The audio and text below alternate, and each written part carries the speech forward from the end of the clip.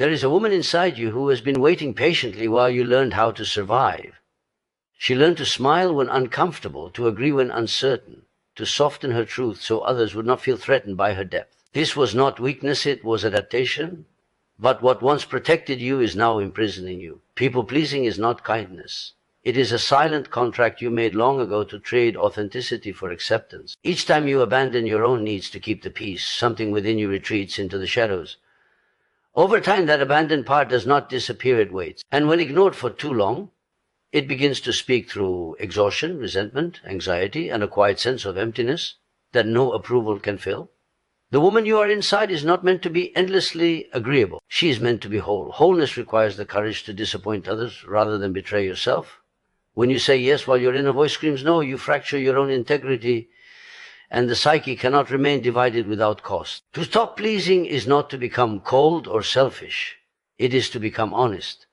Boundaries are not walls, they are the sacred edges of your identity. When you define them, you teach the world how to meet you without erasing you. Those who benefit from your silence may resist this change. But resistance is often proof that something essential is finally being reclaimed. As you begin to live from your inner authority, guilt will arise. Do not mistake guilt for wrongdoing. It is often the withdrawal symptom of a life spent prioritizing others over yourself. Stay with it. On the other side of that discomfort is a new strength, quiet, grounded, unshakable. The woman you are inside does not need permission. She needs loyalty. When you choose yourself consistently, your relationships reorganize, your voice deepens, and your presence becomes undeniable. You stop asking who you are allowed to be and start embodying who you have always been. People-pleasing is not a personality flaw or a lack of character. It is a learned survival strategy shaped in moments when being accepted felt safer than being authentic. It often begins early, in environments where emotional security was uncertain and approval became a form of protection. In such conditions, the psyche adapts by becoming attentive, agreeable, and accommodating. These traits are not signs of weakness. They are signs of intelligence responding to pressure. The nervous system learns that harmony prevents rejection, that compliance avoids conflict, and that being needed ensures belonging. Over time, this adaptive response becomes automatic, woven so deeply into identity that it is mistaken for who one truly is. Yet survival strategies are designed for danger, not for fulfillment. What once kept you safe begins to quietly limit your range of expression. The self learns to monitor others constantly, scanning for moods, expectations, and unspoken demands. Inner impulses are filtered before they ever reach the surface. Desires are postponed, opinions softened, needs minimized. The individual becomes highly functional yet internally divided, living outwardly in relationship while inwardly disconnected from their own truth. This disconnection does not occur suddenly. It accumulates through thousands of small self-abandonments that feel insignificant in the moment but erode self-trust over time. The tragedy of people-pleasing is not that it helps others, but that it teaches the individual to doubt their own legitimacy. When approval becomes the measure of safety, authenticity begins to feel dangerous. The psyche learns that being real risks loss, and so it chooses being acceptable instead. This creates a false self that performs competence, kindness, and reliability, while the deeper self remains hidden, watching and waiting. That hidden self carries unexpressed anger, unmet needs, and unrealized potential. It is not gone, it is merely exiled. Because people-pleasing is rooted in survival, abandoning it often triggers fear rather than relief. When the individual begins to assert boundaries or express disagreement, the body reacts as if danger has returned. Guilt, anxiety, and shame arise not because something is wrong, but because the old protective system is being challenged. The nervous system resists change, even when the change leads to freedom. What feels like selfishness is often the unfamiliar sensation of self-presence. What feels like conflict is often the restoration of inner alignment. Recognizing people-pleasing as a survival strategy reframes the entire experience. It removes moral judgment and replaces it with understanding. One does not overcome it through force, but through awareness and compassion. As safety is rebuilt internally, the need to perform diminishes. The self no longer needs constant external validation to feel real. Gradually, authenticity becomes less threatening and truth no longer feels like a risk. What emerges is not a harsher or colder person, but a more grounded one, someone who relates from choice rather than fear, and who no longer confuses endurance with love. When authenticity is suppressed, it does not vanish. It turns inward and begins to press against the psyche from within. What is denied expression does not dissolve, it accumulates. Each unspoken truth, each swallowed emotion, each time the inner voice is overridden in favor of acceptance creates a subtle fracture in the sense of self. The individual continues to function, to perform roles, to meet expectations, but beneath the surface, a quiet tension builds. This tension is the earliest form of inner conflict, born from the gap between who one is and who one feels allowed to be. The psyche seeks coherence. It cannot remain divided indefinitely without signaling distress. When lived experience contradicts inner truth, the mind attempts to reconcile the contradiction by splitting awareness. One part manages the outer world, adapting, pleasing, conforming. Another part holds the repressed impulses, emotions, and desires that were deemed unacceptable or unsafe. This internal division requires constant energy to maintain. Over time, the effort manifests as chronic fatigue, irritability, anxiety, or a persistent sense of being off, without knowing why. The conflict is not loud at first, it whispers through discomfort and unease. Suppressed authenticity often disguises itself as emotional numbness or excessive control. The individual may pride themselves on being calm, rational, or unbothered, while internally feeling disconnected and restless. Anger, when repeatedly denied, does not disappear. It turns into resentment or self-criticism. Desire, when silenced, mutates into emptiness or envy. Grief, when postponed, becomes heaviness in the body. The psyche stores what the conscious mind refuses to face, and the longer it is stored, the more distorted its expression becomes. Inner conflict intensifies because the repressed self does not seek destruction, it seeks recognition. It emerges indirectly through dreams, intrusive thoughts, sudden emotional outbursts, or disproportionate reactions to minor events. These moments are often misunderstood as personal flaws or instability when they are actually signals of imbalance. The psyche is attempting to restore wholeness by forcing awareness where avoidance has prevailed. What feels like losing control is often the beginning of internal dialogue between parts long kept apart. As the conflict deepens, self-trust erodes. When inner signals are consistently ignored, the individual becomes unsure of their own perceptions. Decision-making becomes exhausting as every choice must be filtered through imagined reactions of others. The self no longer feels like a reliable guide, and external validation replaces inner authority. This dependency increases the conflict because the more one looks outward for direction, the further one moves from internal alignment. The suffering caused by suppressed authenticity is not punishment, it is feedback. The psyche resists prolonged self-denial because it is oriented toward integration. Inner conflict is the cost of living against one's own truth, but it is also the invitation to return. When authenticity is gradually reclaimed, the conflict does not disappear instantly, but it softens. As expression replaces repression, energy once spent on inner division becomes available for clarity, creativity, and presence. What was once a battleground within transforms into a dialogue, and the self begins to feel whole again. Wholeness is not achieved through harmony at all costs. It is achieved through integrity. To be whole is to allow all parts of the self to exist, including those that disagree, refuse, and stand apart.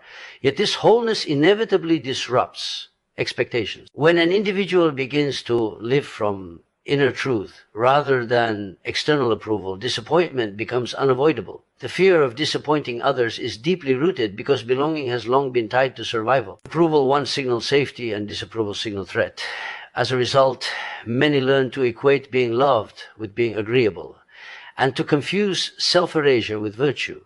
To choose wholeness is to reverse this equation. It requires acknowledging that pleasing everyone demands the sacrifice of something essential. Each time one suppresses a boundary or abandons a conviction to maintain harmony, the self is fragmented further. The psyche keeps record of these moments, and over time they form an internal ledger of betrayals that erodes self-respect. What is lost is not merely honesty, but inner coherence. The individual may remain liked, admired, or depended upon, yet feel increasingly alienated from themselves. Disappointing others feels dangerous because it activates old emotional memories of rejection or abandonment. When one begins to say no, to speak plainly, or to change direction, guilt and anxiety arise quickly. These emotions are often mistaken for evidence of wrongdoing. In reality, they are signs of reconditioning. The psyche is adjusting to a new internal order in which the self is no longer secondary. Discomfort does not mean the choice is wrong. It means the old identity, built around accommodation, is loosening its grip. Wholeness also demands the integration of assertiveness, anger, and autonomy qualities that may have been discouraged or shamed. These traits are not opposites of compassion. They are its stabilizers. Without them, kindness becomes submission and generosity becomes depletion. When an individual finally permits themselves to disappoint, they reclaim energy that was previously spent managing perceptions and maintaining false harmony.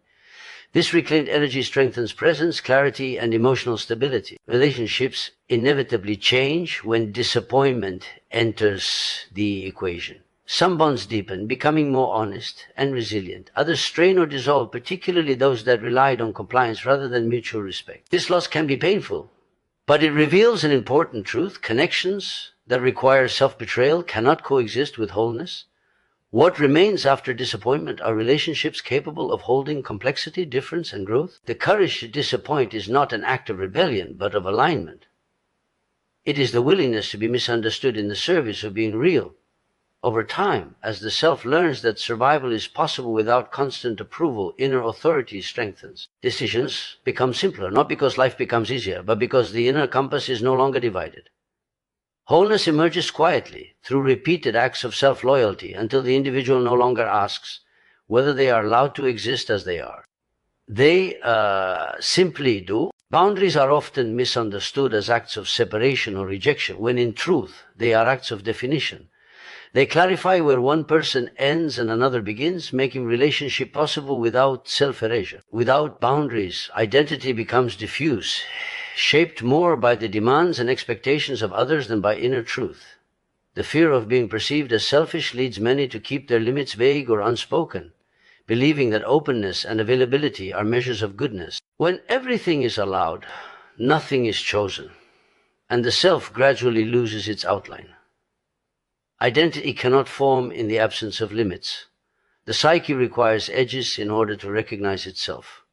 Just as the body is defined by skin, the self is defined by boundaries. When these edges are ignored or violated, the individual experiences confusion, resentment, and emotional fatigue. These reactions are not signs of moral failure. They are signals that something essential has been crossed. Boundaries are the language through which the inner world communicates its needs and values. To ignore that language is to silence the self. The association between boundaries and selfishness often originates in environments where love was conditional. In such settings, saying no threatened connection, and compliance became a strategy for belonging. Over time, the individual learned to prioritize others' comfort over their own clarity. This pattern may appear altruistic, but it comes at the cost of authenticity. When boundaries are sacrificed to preserve approval, the self becomes performative, responding to external cues rather than internal alignment. What remains is a version of the person that is helpful but hollow. True boundaries do not push others away. They create the conditions for honest connection. When limits are clearly expressed, relationships no longer rely on guessing, resentment, or silent endurance. Others are given the opportunity to respond to the real person rather than a constructed version designed to avoid conflict. This may initially provoke discomfort, especially from those accustomed to unrestricted access. Resistance, however, is not evidence of selfishness. It often reveals where previous imbalance existed. Setting boundaries also reorganizes the inner world. As the individual begins to honor their own limits, self-trust strengthens. Decisions feel less conflicted because they are guided by internal reference points rather than fluctuating external demands. Emotional energy once spent managing guilt or anticipating reactions becomes available for presence and creativity. The self no longer needs to justify its existence through usefulness. Boundaries are not rigid barriers. They are living expressions of values, capacity, and self-respect. They evolve as the individual evolves, reflecting growth rather than withdrawal. To set a boundary is to declare without aggression or apology that one's inner life matters. This declaration does not diminish compassion, it grounds it. Only when the self is clearly defined can generosity be freely given rather than compulsively offered. In this way, boundaries do not limit identity, they make it possible. Guilt often appears when an individual begins to change patterns that once ensured belonging and safety. It is commonly interpreted as evidence of wrongdoing, yet in many cases it signals something entirely different. The psyche is undergoing reconditioning. When long-standing habits of self-suppression, compliance, or emotional accommodation are disrupted, the internal system reacts with discomfort. This reaction is not moral, it is neurological and psychological. The mind has been trained to associate certain behaviors with approval and security. And when those behaviors are altered, guilt emerges as an alarm. For those conditioned to prioritize others over themselves, guilt is deeply familiar. It has functioned as an internal regulator, keeping behavior aligned with expectations imposed early in life. Saying yes, staying quiet, or absorbing emotional responsibility felt right, because it reduced tension and preserved connection. When the individual begins to assert needs or set boundaries, the absence of this familiar pattern creates unease. Guilt fills the gap, attempting to restore the old order. It is not pointing to harm done, but to conditioning being challenged. Psychological reconditioning is destabilizing because it requires the nervous system to learn a new definition of safety. Old beliefs such as the idea that love must be earned, or that conflict leads to abandonment, do not dissolve simply because they are questioned intellectually. They are embedded in emotional memory and bodily response. Guilt arises as these beliefs are confronted, much like muscle soreness appears when the body is used in new ways. The discomfort is evidence of movement, not injury. This form of guilt is often disproportionate to the action that triggered it. A simple refusal, a delayed response, or a moment of self-prioritization can provoke intense self-doubt. The individual may feel compelled to explain, apologize, or reverse the decision, mistaking the intensity of the feeling for its accuracy. Yet the strength of the guilt reflects the depth of the old conditioning, not the severity of the act. What feels wrong is often simply unfamiliar. As reconditioning continues, guilt becomes a threshold rather than a verdict. Passing through it repeatedly teaches the psyche that autonomy does not result in catastrophe. Each time the individual tolerates guilt without retreating into self-betrayal, a new association forms. Self-respect can coexist with connection. Gradually, the emotional charge diminishes. Guilt no longer dominates decision-making, it becomes a transient signal rather than a command. Understanding guilt as a sign of psychological change transforms the relationship to it. Instead of being obeyed or suppressed, it can be observed. In this observation, choice is restored. The individual learns to distinguish between guilt that arises from violating personal values and guilt that arises from violating old expectations. This distinction is crucial for inner authority. When guilt is no longer mistaken for truth, the psyche gains room to reorganize around authenticity. What emerges is not indifference to others, but a more grounded self, one that acts from alignment rather than fear, and whose sense of right and wrong is internally anchored rather than externally imposed. Self-loyalty begins quietly, often in moments that seem insignificant to others, but feel decisive within. It is the choice to honor an inner signal rather than override it for the sake of comfort, approval, or familiarity. For many, this choice feels foreign at first because attention has long been directed outward. Decisions were shaped by expectations, emotional climates, and the need to remain acceptable. In such conditions, authority is externalized. Guidance comes from rules, roles, or other people as reactions. The inner voice exists, but it is faint, having learned that speaking up carries consequences. When self-loyalty is practiced consistently, something fundamental begins to reorganize. The psyche learns that it can be trusted.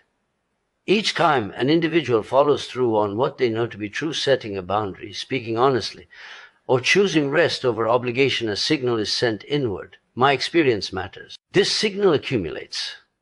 Over time, it forms the foundation of inner authority, not as dominance or control, but as steadiness. Decisions become less reactive because they are no longer negotiated through fear of disapproval. Inner authority does not arise from certainty, it arises from coherence. When thoughts, emotions, and actions align, the self feels anchored. This alignment reduces the internal noise that comes from contradiction. Previously, one part of the self wanted truth while another wanted safety at any cost. Self-loyalty resolves this conflict by redefining safety as self-consistency. The individual no longer feels compelled to explain or justify every choice. There is a growing sense of legitimacy that does not depend on consensus. As inner authority strengthens, external influence loses its grip. Opinions can be heard without being absorbed. Criticism can be considered without becoming identity. This does not mean the individual becomes closed or inflexible. Rather, they become discerning. Feedback is evaluated through an internal reference point instead of immediately internalized. This shift is subtle but transformative. The self moves from being shaped by the environment to interacting with it consciously. Self-loyalty also integrates previously disowned aspects of the personality.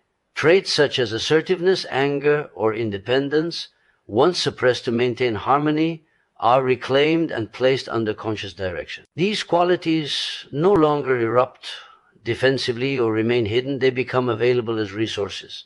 With integration comes confidence, not as bravado, but as presence. The individual occupies their space without apology. Inner authority is often misunderstood as isolation, but it deepens connection. Relationships become more authentic because they are no longer sustained by self-sacrifice. The individual can give freely because they are no longer depleted by constant self-negation. Trust emerges both inwardly and outwardly because actions are predictable and grounded in values rather than moods or pressure. Self-loyalty is not a single act, it is a practice. Each choice to remain aligned strengthens the inner structure that holds identity. Over time, this structure becomes self-supporting. The individual no longer asks for permission to exist as they are. Direction arises from within, and life is navigated not through compliance or rebellion, but through an authority that is earned through repeated acts of inner fidelity. The moment you choose self-loyalty, something ancient within you wakes up. You stop waiting for permission. Explanations lose their urgency, and your life begins to organize itself around truth rather than fear. This does not make you harder, it makes you real. Inner authority is not loud or forceful, it is calm, rooted and unmistakable. It guides your choices without argument and holds you steady when approval is absent. When you stand with yourself consistently, the world responds differently, not because you demand respect, but because you embody it. This is what it means to live from the inside out, not as who you were taught to be, but as who you finally allow yourself to become.